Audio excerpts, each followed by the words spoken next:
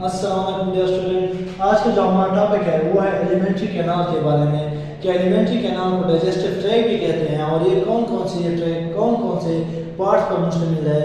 वो है उसमें आते हैं oral cavity, pharynx, oesophagus, stomach, small intestine और लार्ज इंटेस्टाइन। इस वीडियो में हम हर एक पार्ट के बारे में डिटेल के साथ डिस्कस करेंगे। तो पहले कौन सा है? पहले है ओरल कैविटी। ओरल कैविटी को बक्कल कैविटी भी कहते हैं। क्या कहते हैं? बक्कल कैविटी भी कहते हैं। ओरल कैविटी किस चीज पर मुश्तमिल होता है? ओरल कैविटी के अंदर कौन कौन सी चीजें मौजूद है? पहले उसमें मौजूद है टीथ, दांत, यानी हमारे मुंह के अंदर दांत मौजूद है। इसके अलावा और कौन सी चीज मौजूद है? टंग हो गया, जबान। इसके अलावा सैलिवरी ग्लैंड भी मौजूद है। कौन सी चीज? Salivary gland.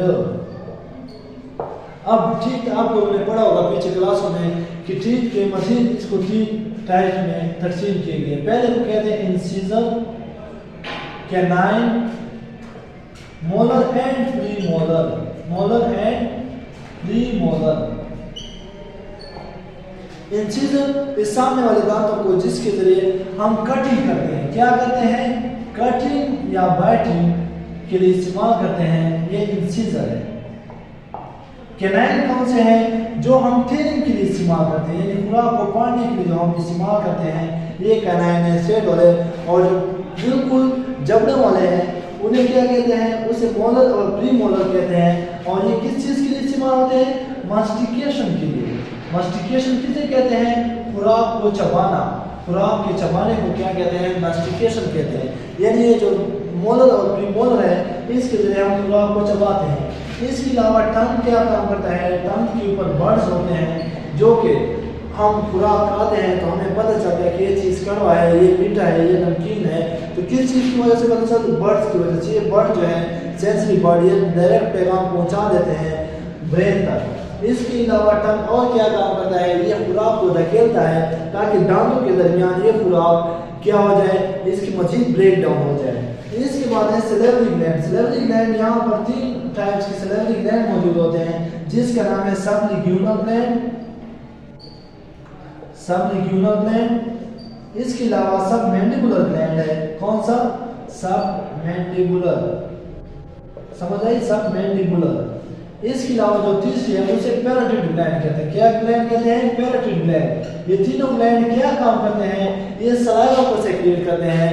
यदि ये जो है यहाँ पर कहते हैं ये सबलिग्यूनल होता है, फिर यहाँ पर सबमैंडिबुलर होता है और यहाँ पर फिर कौन सा ग्लैंड होता है? पैराटिड ग्लैंड।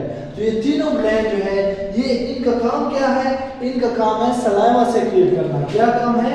सलाइवा, यानी जो थूक होते हैं उसको सेक्रेट करना।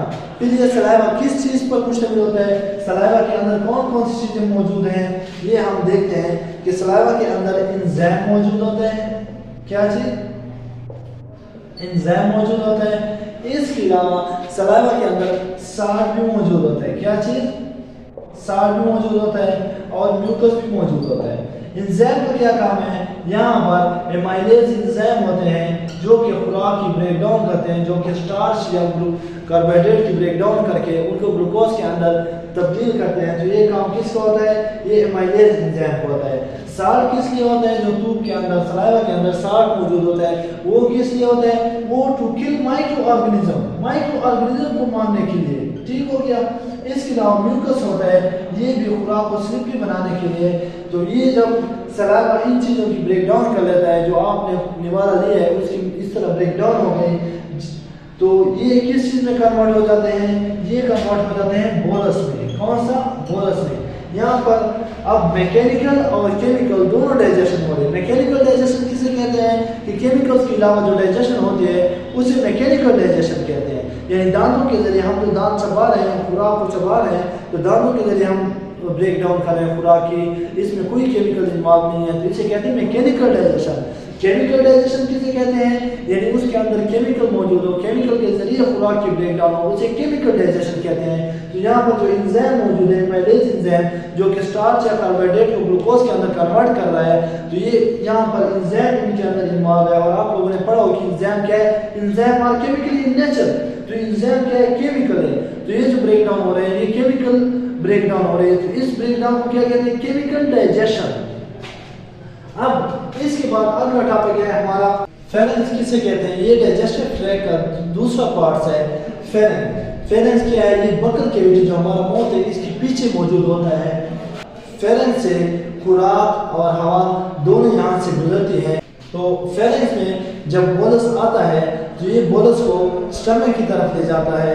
तो जब स्टमक की तरफ ले जा रहा है तो डाउनवर्ड मूवमेंट जब कर रहा है तो ऐसे मूवमेंट को, ऐसे प्रोसेस को क्या कहते हैं, स्वॉल्विंग कहते हैं।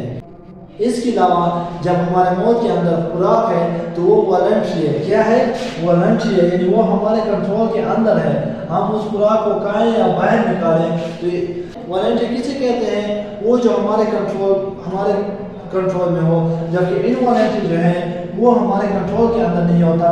तो यहाँ पर बताया गया है कि जब खुराक जो है, क्या चीज, खुराक, कि जब खुराक माउथ से, बकल कैविटी से फेरेंस में आता है तो ये वॉलंटरी से इनवॉलंटरी में तब्दील हो जाता है। किस चीज में, इनवॉलंटरी में, यानी अब ये हमारे कंट्रोल में नहीं होता।